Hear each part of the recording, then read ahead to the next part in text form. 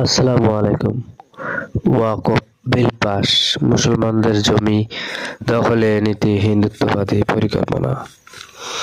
ভারতে ওয়াকফ বোর্ডের অধীনে থাকা মুসলমানদের লাখ লাখ একর জমি, ভবন ও অন্যান্য স্থাপনা সরকারের দখলে নিতে ওয়াকফ সংশোধনী 2025 বিলটি ভারতীয় পার্লামেন্টের উভয় কক্ষে লোকসভা ও রাজ্যসভা পাস হয়েছে। বিলটি পাস হওয়ার আগে পার্লামেন্টে তীব্র বিতর্ক ও ভোটাভুটি হয়েছে। সরকারের পক্ষ থেকে বলা হয়েছে, এই সংশোধনীগুলোর উদ্দেশ্য হলো ওয়াকফ সম্পত্তির ব্যবস্থাপনা উন্নত করা, দুর্নীতি অব্যবস্থাপনা মোকাবেলা করা, স্বচ্ছতা নিশ্চিত করা ও বৈচিত্র্য বৃদ্ধি করা। নরেন্দ্র মোদীর সরকার আরও দাবি করেছে, এই সম্পত্তি থেকে অর্জিত রাজস্ব দরিদ্র ও মহিলাদের কল্যাণে ব্যবহার করা হবে এবং এটি একটি মুসলিম বান্ধব সংস্কার। কিন্তু বিভিন্ন দলের মুসলিম এমপিরা ও প্রধান বিরোধী দল কংগ্রেস এই বিল পাশে তীব্র সমালোচনা করে এর বিরুদ্ধে আইনি পদক্ষেপ গ্রহণের ঘোষণা দিয়েছে। সংশোধিত বিলের মূল বিধানগুলোর মধ্যে রয়েছে ওয়াকফ বোর্ডে অমুসলিমদের অন্তর্ভুক্ত করা, দীর্ঘদিনের ব্যবহারের ওয়াকফ বাই ইউজার ভিত্তিতে কোনো সম্পত্তিকে ওয়াকফ হিসেবে গণ্য করার প্রথার বিলোপ, তবে বিতর্কিত নয় এবং সরকারি মালিকানাধীন নয় এমন সম্পত্তির ক্ষেত্রে ছাড় দেওয়া হয়েছে। বিতর্কিত সম্পত্তির বিষয়ে জেলা কালেক্টর সিদ্ধান্ত নেবেন। ওয়াকফ হিসেবে চিহ্নিত যে কোনো সরকারি সম্পত্তি সেই মর্যাদা হারাবে। ওয়াকফ বোর্ডগুলোর অ্যাকাউন্ট নিবন্ধন নিরীক্ষণের জন্য কেন্দ্রীয় সরকারের নিয়ম তৈরির ব্যবস্থা ও ক্ষমতা, যারা 5 বছর ধরে ইসলাম ধর্ম পালন করছেন কেবল তারাই ওয়াকফ দান করতে পারবেন এবং ট্রাইব্যুনালের রায়ের বিরুদ্ধে হাইকোর্ট আপিল করার অধিকারের প্রবর্তন। এছাড়া বিলটিতে মহিলা এবং শিয়া, পাশমান্দা, বহরা সম্প্রদায়ের সদস্যদের জন্য ওয়াকফ বোর্ডের আসন সংরক্ষণের বিধান রয়েছে। তবে বিরোধী দল ও মুসলিম সংগঠনগুলো এই বিলের তীব্র বিরোধিতা করছে। তারা এটিকে মুসলিম বিরোধী বা মুসলমান বিরোধী অসাংবিধানিক, মুসলিমদের জমি দখলের জন্য বিজেপি একটি কৌশল বলে অভিহিত করেছে। তাদের সংখ্যা ও আশঙ্কা, ওয়াকফ বাই ইউজার এর বিলোপ এবং সরকারি সম্পত্তি সংক্রান্ত বিধানের মাধ্যমে সরকার আনুষ্ঠানিকভাবে নথিভুক্ত না হওয়া সম্পত্তিগুলো নিয়ন্ত্রণ নিতে পারবে। বিরোধী দলগুলো সম্পত্তি বিরোধ নিষ্পত্তির ক্ষেত্রে জেলা কালেক্টর নিরপেক্ষতা নিয়ে প্রশ্ন তুলেছে। ওয়াকফ বোর্ডের অমুসলিমদের অন্তর্ভুক্তির বিরোধিতা করা হয়েছে কারণ এটি বৈষম্যমূলক এবং ধর্মীয় বিষয়ে হস্তক্ষেপ হিসেবে দেখা হচ্ছে। মুসলিম সংগঠনগুলো মনে করে এই সংশোধনের আসল উদ্দেশ্য হলো বিজেপির সমর্থকদের কমিটি ও বোর্ডগুলোর অন্তর্ভুক্ত করে তাদের প্রতিষ্ঠানগুলোর ব্যবস্থাপনায় সরকারি হস্তক্ষেপের সুযোগ তৈরি করা। ইসলাম পালনকারী মুসলিম এর সংজ্ঞা এবং এর অপব্যবহারের সম্ভাবনা নিয়েও উদ্বেগ রয়েছে। অনেকে মনে করেন, আসন্ন নির্বাচনকে সামনে রেখে বিজেপি তার হিন্দুত্ববাদী ভোট ব্যাংককে সন্তুষ্ট করার জন্য এই বিলটি এনেছে। অল ইন্ডিয়া মুসলিম পার্সোনাল ল বোর্ড এই বিলটিকে বৈষম্যমূলক এবং মুসলিম নাগরিকদের সাংবিধানিক অধিকারের সুস্পষ্ট লঙ্ঘন বলে প্রত্যাখ্যান করেছে।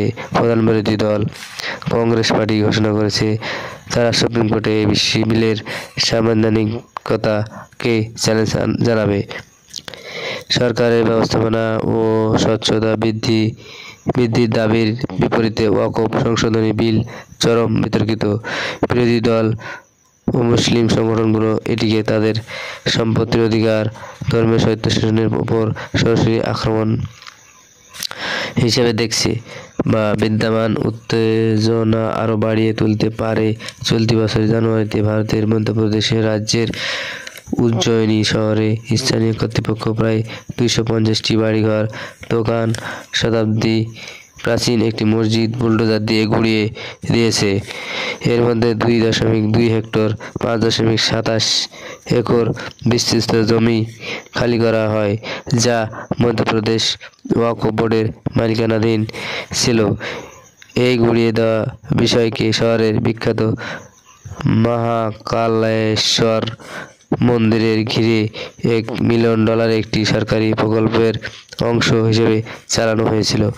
আল জাজিরা প্রতিবেদনে বলা হয়েছে, 2023 সালের জুনে উজ্জয়িনীর এক রাজস্ব কর্মকর্তা এই ওয়াকফ জমি অধিগ্রহণের বিরুদ্ধে আপত্তি জানিয়েছিলেন। তিনি 1985 সালে গেজেট বিজ্ঞপ্তি দেখিয়ে প্রমাণ করেছিলেন যে এটি ওয়াকফ জমি এবং রাজ্য ওয়াকফ বোর্ডের কাছ থেকে নো অবজেকশন সার্টিফিকেট নেওয়া উচিত।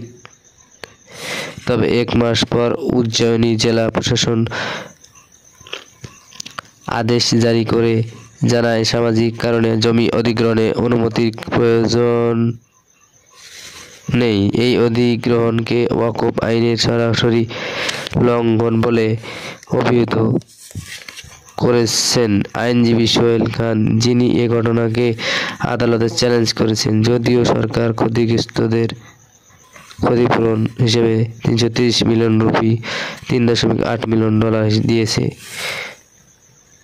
তবে শহরের অনেকে প্রশ্ন তুলেছেন যে কোনো ওয়াকফ বোর্ড এই অর্থ দাবি করেনি। মধ্যপ্রদেশ ওয়াকফ বোর্ডের চেয়ারম্যান, যিনি উজ্জয়িনীর একজন বিজেপি নেতা, তিনি বলেছেন, দলের আদেশ মেনে চলবেন। ভারতের 20 কোটিরও বেশি মুসলমানের আবাসস্থলে বিশ্বের সবচেয়ে বেশি ওয়াকফ সম্পদ রয়েছে।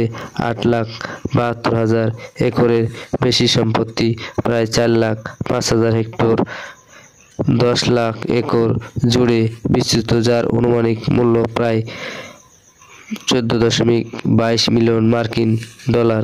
ওয়াকফ হলো মুসলমানদের ধর্মীয় দাতব্য উদ্দেশ্যে দান করা সম্পত্তি, যা বিক্রি বা অন্য কোনো কাজে ব্যবহার করা নিষিদ্ধ।